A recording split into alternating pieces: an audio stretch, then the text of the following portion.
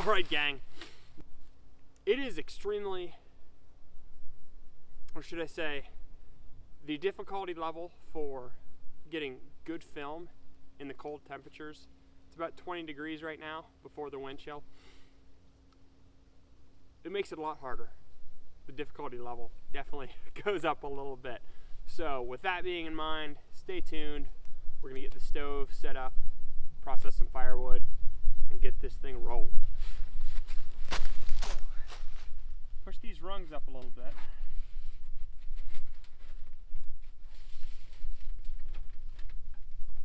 Not too much.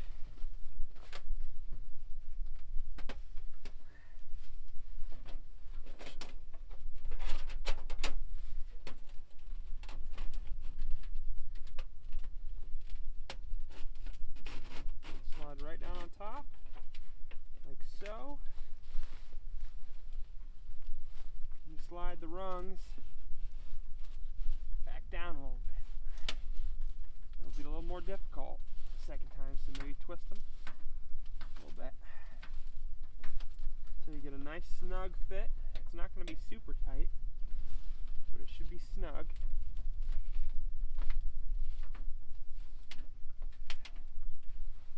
And that should be good.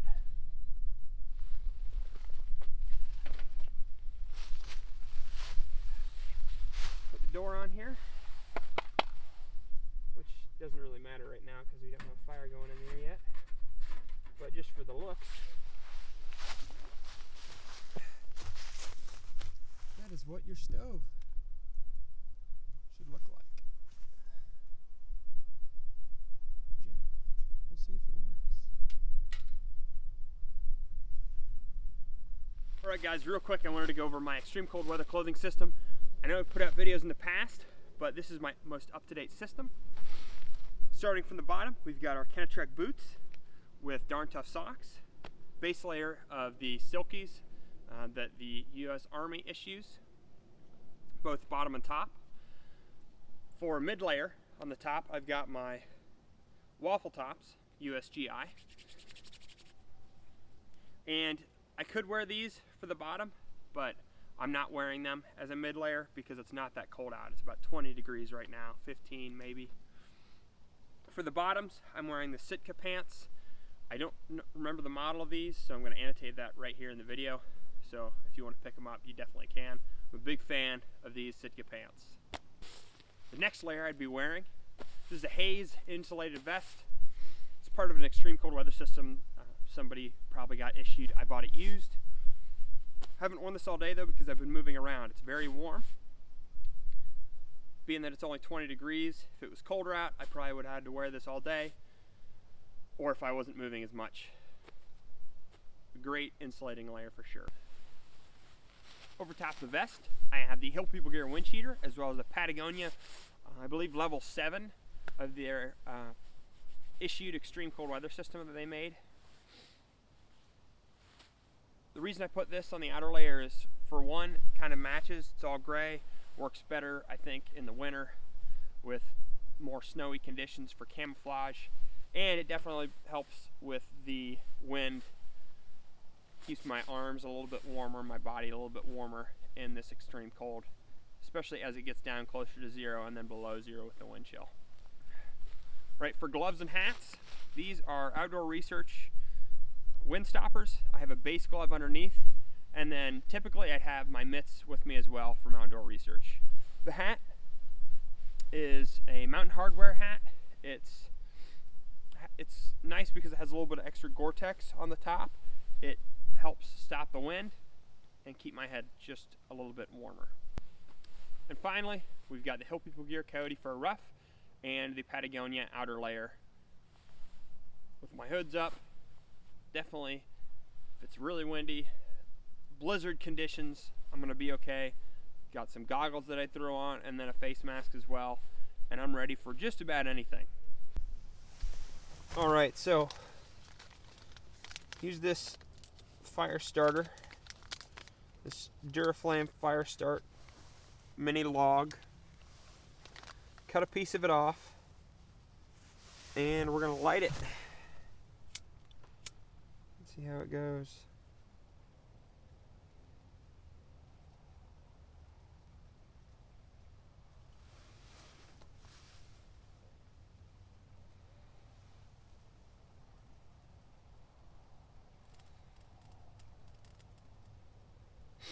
Now, I've never used this stuff for the stove, so maybe some of you guys have good, bad things. I'm sure you'll let me know in the comments. I'm just gonna set it in there underneath the smaller twigs. I've got stuff prepped here.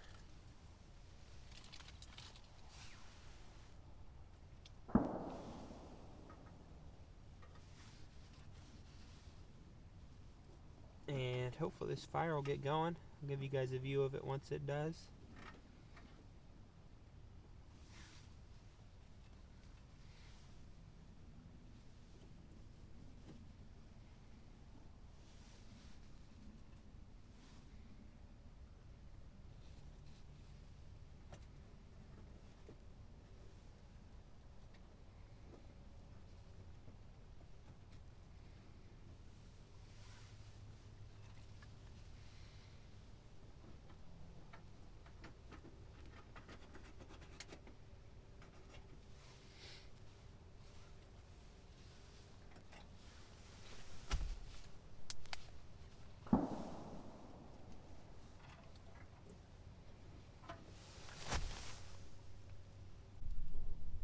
The Duraflame log is working well. I'm going to keep putting twigs on it, and we'll see where this goes. It's nice and toasty in here. I shut the dampers off. The only one that's pretty much open is the one on the pipe. Doors closed, dampers shut in the front. It's burning like crazy, trying to dry this firewood out so I can have a fire in here for a while. This Duraflame log, 4.5 ounce log, used just a bit of it, and it worked great for starting the fire. Worked amazingly, better than expected. So, highly recommend the Duraflame fire start.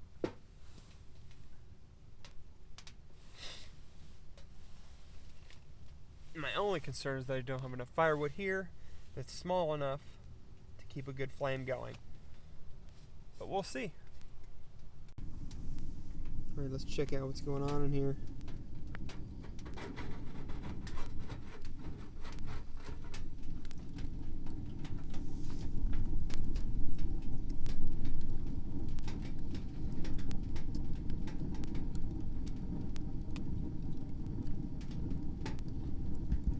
Need some more fuel.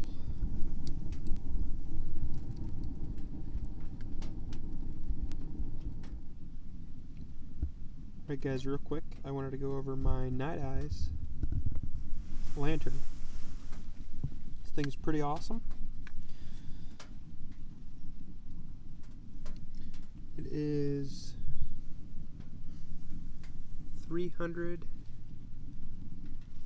or 350 lumens. I can't see right now,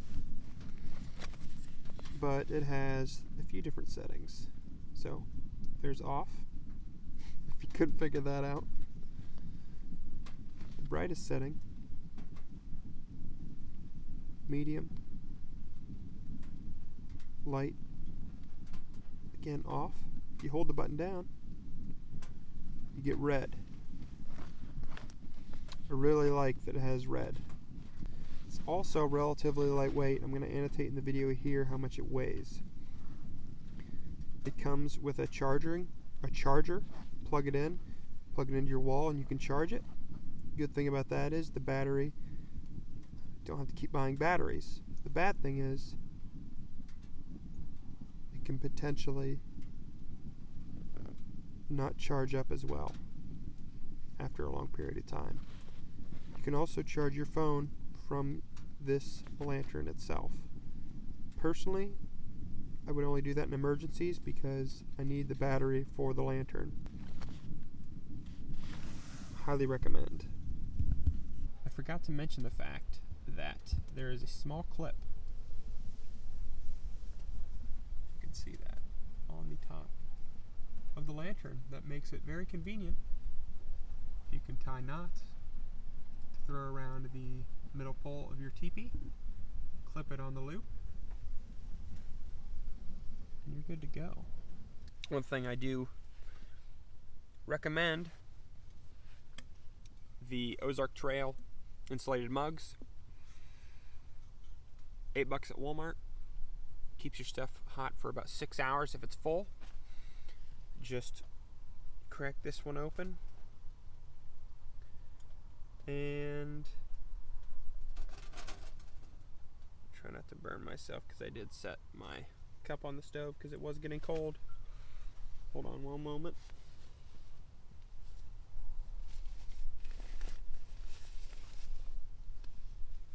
Oh, handy dandy hanky.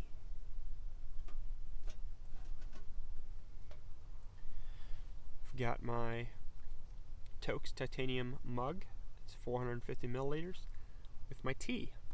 The hot water came from that insulated mug. Pretty great.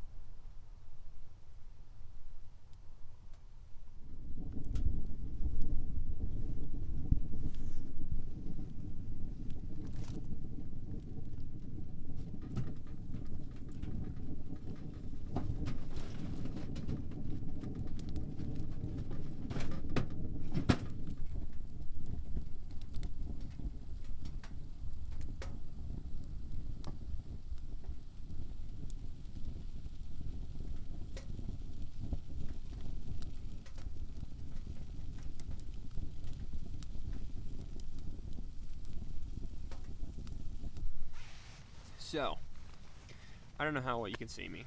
The light's there. Just stoked the fire. One downside to depending on a fire for warmth is, especially in a stove, when you restoke it with wood that's semi-frozen and not completely thawed out, or maybe a little damp, it gets a little colder.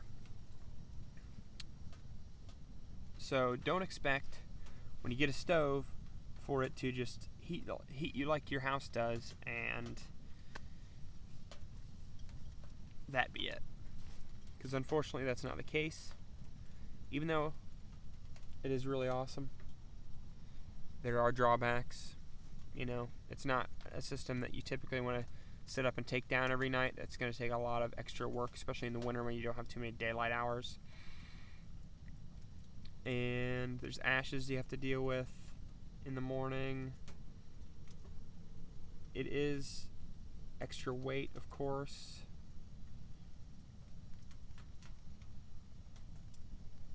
But really, I mean, you know, it's going to be up to you. I love it. So, what is for chow tonight? I was thinking about heating some food up on there.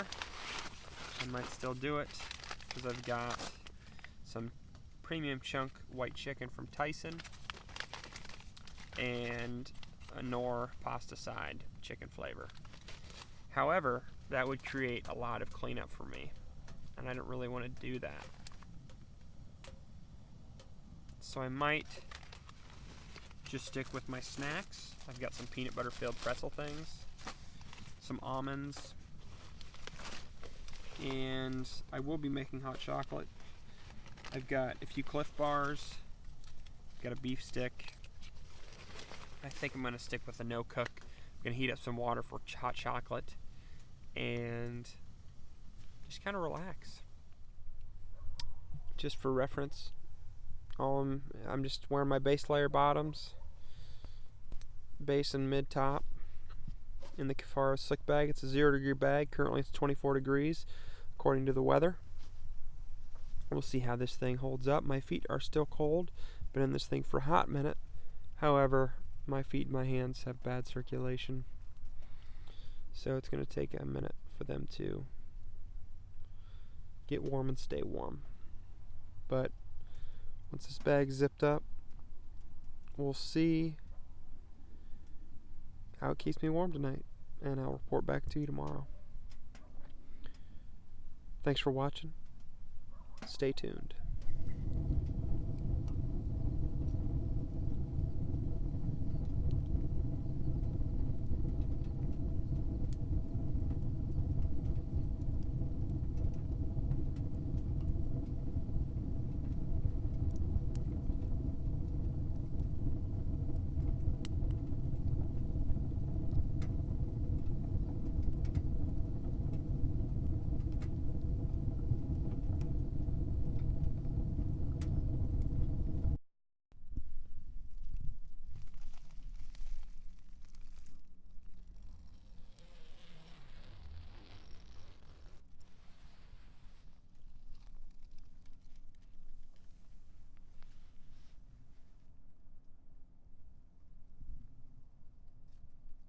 What did I bring with me on this overnight winter camp out? Got my Decker pack frame, prairie belt, survival kit in the GP pouch, snacks in the other one, and 2 insulated mugs that are a little bit less than a liter. Steak bag for the teepee, extra steaks always. Large stove, this is the carrying case. Lecky poles, don't leave home without them. 2 days worth of food in the dry bag. My kit bag with the Moore knife in the bottom. Working gloves. Snug pack dry bag with extra clothes. Extra quart of water. Emergency drinking water. Don't leave home without it. The M2016 buck pack with first aid kit and camera gear. 2 battery banks, 1 black web, 1 anchor. GSI Gourmet pour over, pretty awesome. GSI Duelist cook set. Toke's 450 milliliter titanium mug, Sea to Summit Spork. The Night Eyes lantern, 300 lumen, amazing. Thermarest Z seat. Laplander saw. Climate insulated static V Recon. 35 liter dry sack to put everything in, minus the sleep system. Bag for the teepee, the Cimarron by Seek Outside, and my Kafaro slick bag rated for 0 degrees. Underneath is the casualty blanket. Rock on. All right, guys, I'm gonna get packed up here, head home. Got a busy weekend ahead of me. I just want to thank you guys for watching. Thanks for really supporting SRK Survival and what we do here. I hope you enjoyed the video. Got maybe some cool ideas for your next winter camping trip. If you have any questions, feel free to comment below. This is probably going to be my last upload before Christmas. Hopefully I get it uploaded before Christmas, but either way, I just want to wish you a Merry Christmas and a Happy New Year. I'm excited for 2020. It's been a great year here in 2019. Let's start the decade off right. Thanks for watching, guys. We'll see you next time. We'll see you next year.